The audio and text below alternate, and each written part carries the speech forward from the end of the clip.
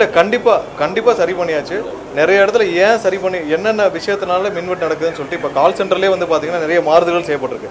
எங்கெங்கெல்லாம் வந்து large outage, ஏதாவது டெக்னிக்கல் ஃபால்ட்னால் லார்ஜ் அவுட்டேஜ் இருக்கிற இடத்துல அந்த அவுட்டேஜ் எதனால் நடக்குதுன்னு சொல்லிட்டு கால் சென்டர் மூலயமாக இனிமேல் வந்து ஒரு பப்ளிகேஷன்ஸாக பண்ணுறதுக்கான ஏற்பாடு செய்யப்பட்டிருக்கு.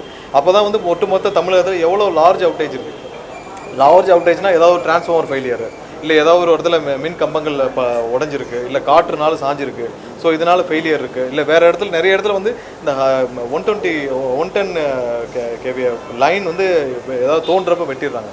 ஸோ அதெல்லாம் ரீப்ளேஸ் பண்ணுறதுக்கே கொஞ்சம் டைம் ஆகும், திரும்ப வந்து அதை சரி செய்யறதுக்கு டைம் ஆகும். ஸோ அந்த மாதிரி ஃபால்ட்டுகள்னால எங்கெங்கே நடக்குதுன்னு சொல்லிட்டு அதை சரி பண்ணுறதுக்காக கால் சென்டர்ஸ்லேயே ஒரு சில மாறுதல்கள் பண்ணப்பட்டிருக்கு. ஸோ தட் மக்களும் அதை ஈஸியாக தெரிஞ்சுக்கணும் இருக்கா. விரைவில் அதையும் இந்த ட்ரைனிங்லாம் முடிச்சு இன்னும் ஒரு சில நாட்கள் வந்து அதையும் எதனால் இந்த மாதிரி அவுட்டேஜ் நடக்குது, எத்தனை அவுட்டேஜ் நடக்குதுன்னு சொல்லி நம்ம பப்ளிகேஷன்ஸ் பண்ணுறதுக்கான ஏற்பாடு. இல்லை, நேற்றே வந்து முதல்வர் சார்பாக பாராட்டுகள் தெரிவிக்கப்பட்டது. ரொம்ப சந்தோஷமான விஷயம்.